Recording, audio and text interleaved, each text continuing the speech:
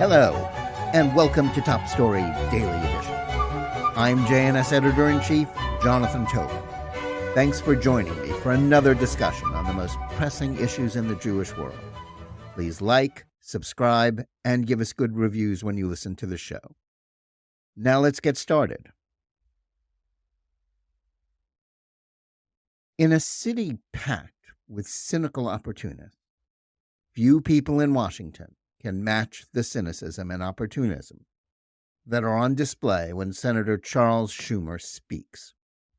He's been in public office continuously since the age of 25, and the 73-year-old Senate Majority Leader has spent his entire adult life grandstanding for the cameras and the press, while always seeking some momentary political advantage as he schemed, backstabbed, and bloviated his way to the top of his profession. Yet in a career replete with disingenuous rhetoric and Machiavellian maneuvering, nothing Schumer has done before was ever quite as loathsome as his most recent speech on the floor of the Senate. In it, he demanded a change in the government of the State of Israel, and for the Jewish state to change its policies on the war against Hamas. He also pushed for post-war policies that the people of Israel adamantly oppose. That's not just because the substance of his remarks was deeply misleading in terms of his claims about what the obstacles to peace in the Middle East are, as well as highly inappropriate, especially when you consider how much we Americans resent foreigners interfering in our own political life. This was a disgraceful performance because, despite Schumer's much ballyhooed stance as Israel's guardian in Congress, the point of the effort was not to bolster its alliance with the United States or to lend support at a time of unique peril to the Jewish state and a surge in anti-Semitism in America. To the contrary, his agenda was to lend assistance to the Biden administration's tilt away from Israel, to curry favor with the Democratic Party's left-wing Israel haters. That's the only reason why a senator supposedly devoted to protecting the Jewish state against its foes would choose this particular moment to launch a full-scale attack on Israeli Prime Minister Benjamin Netanyahu and essentially call for regime change in Jerusalem. Contradicting both the facts and his rhetoric about loving the Jewish state, he placed equal blame for the lack of peace on Israel's democratically elected leaders, and drew a moral equivalence between them and the tyrannical Palestinian Authority, in addition to the genocidal Islamists of Hamas. Exhibiting the sort of insufferable condescension towards the opinions of the Israeli people that is generally the preserve of those who have little sympathy for them, he also backed up Biden's immoral demand that the Jewish state agree to a Palestinian state as part of a post-war plan, something that would grant a reward to Hamas for having committed the largest mass slaughter of Jews since the Holocaust. Yet even worse than all that was Schumer's decision to echo the libelous attacks on Israel being aired by the Biden administration. For Israel's supposed best friend in Congress to join with the mob of anti-Semites who have been howling about genocide and to validate their unfair smears, coupled with Hamas propaganda about the campaign being waged against it in Gaza by the Israel Defense Forces, was truly beyond the pale. What could have possibly motivated Schumer to have done this? Unlike the band of Obama administration alumni who run foreign policy for Biden, the senator was not known to hold a personal grudge against Netanyahu for his opposition to the disastrous 2015 Iran nuclear deal, nor is he someone who routinely engages in scapegoating Israel, as do some members of the Senate Democratic caucus. What's more, he is someone who has condemned the post-October 7th surge in anti-Semitism. Further, he has acknowledged the reality of the left-wing mobs that have targeted Jews on college campuses and in the streets of American cities while calling for the destruction of Israel and terrorism against Jews wherever they live. The only plausible explanation for the speech can be found in the plight of his party's leader. A week after his hyper-partisan State of the Union speech, the Democrats hoped would revive his re-election campaign. President Joe Biden has seen no bump in the opinion polls. His favorability ratings are disastrous for an incumbent hoping for another term, and he's trailing former President Donald Trump in head-to-head matchups in surveys where third-party candidates are also considered, and in the battleground states that will decide the election. Part of the problem is the distinct lack of enthusiasm for the president being shown by the party's left-wing activist base because of their distaste for any support being given to Israel by Biden. A full-scale civil war has been raging inside the Democratic Party over the Hamas-Israel war. That has led administration, officials, congressional staffers, and even those working on Biden's re-election campaign to sign petitions demanding that Israel be abandoned. In response, Biden has sought to appease left-wing Democrats like the pro-Hamas mayor of Dearborn, Michigan. But merely talking out of both sides of his mouth about the war while still providing Israel with the arms to fight Hamas has not proven persuasive. Hence, the switch in the last week to an effort to blame Netanyahu for the continuation of the war, which was part of a vain effort to justify a pivot away from his stance after October 7th of support for Israel's efforts to eradicate Hamas. And that's where Schumer comes in.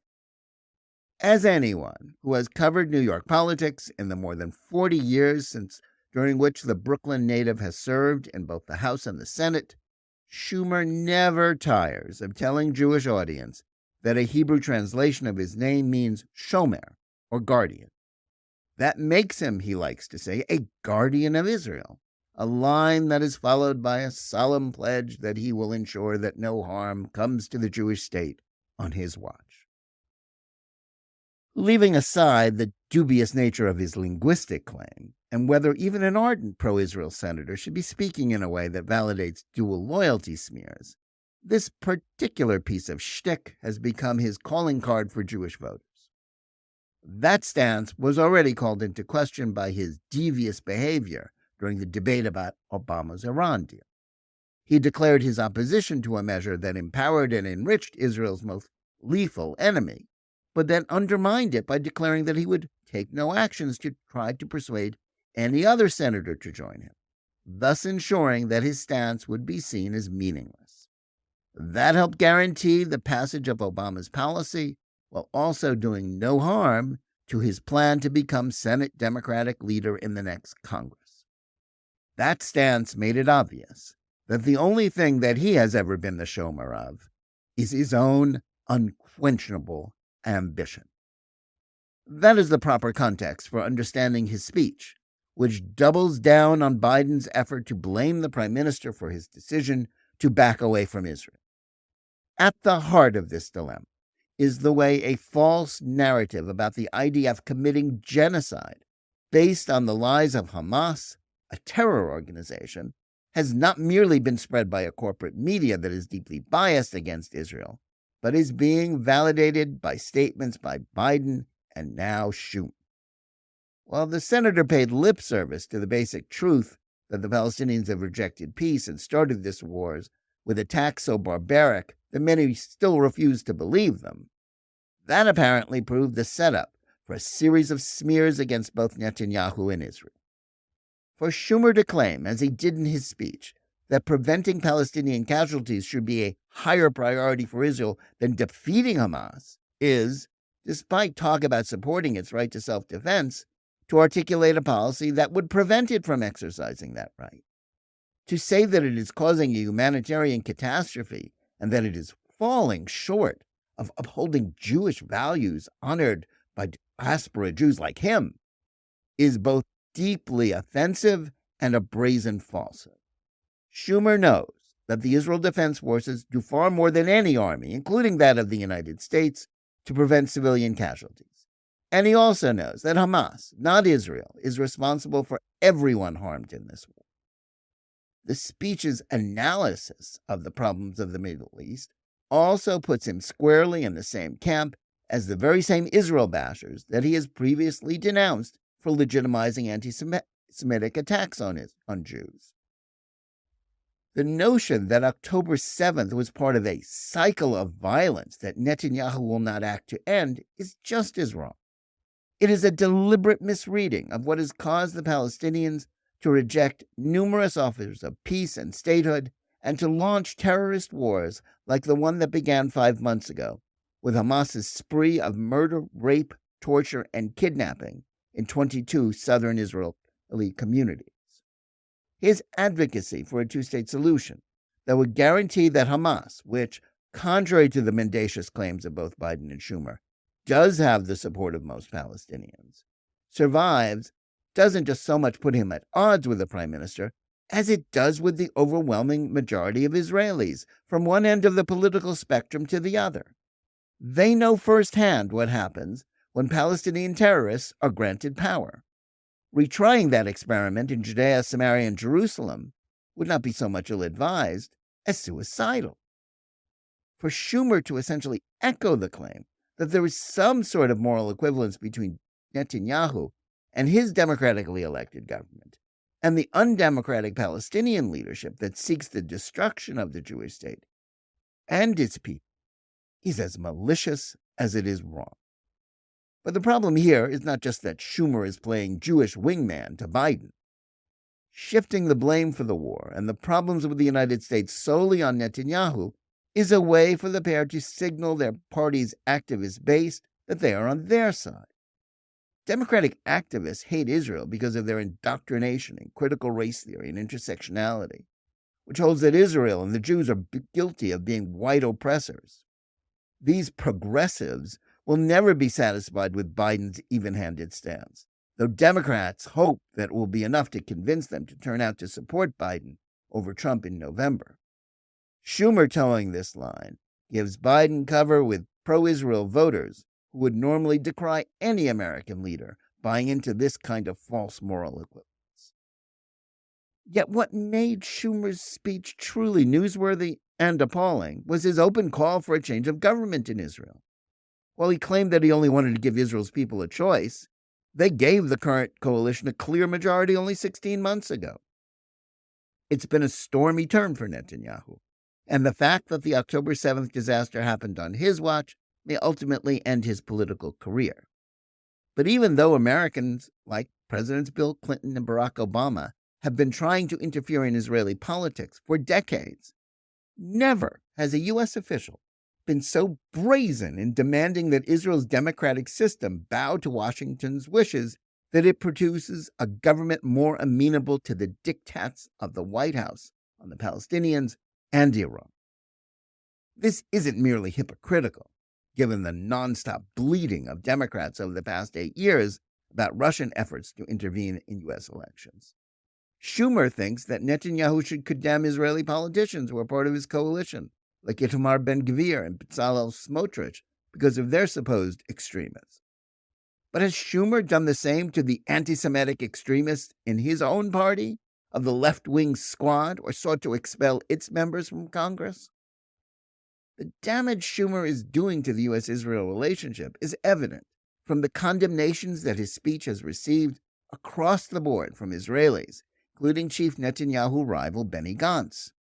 The irony is, as Gantz knows well, that by seeking to oust Netanyahu by unfairly attacking the IDF's war effort and saving Hamas, as well as by demanding a two-state solution that Israelis from right to left oppose, Biden and Schumer are helping rather than hurting the prime minister.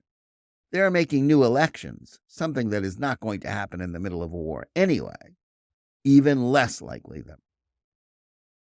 Treating Israel as a client state that must sacrifice its security for the sake of discredited policies like the two-state solution that has been tried and failed repeatedly is bad enough when it comes from those who don't pose as advocates of the Jewish state as Schumer does.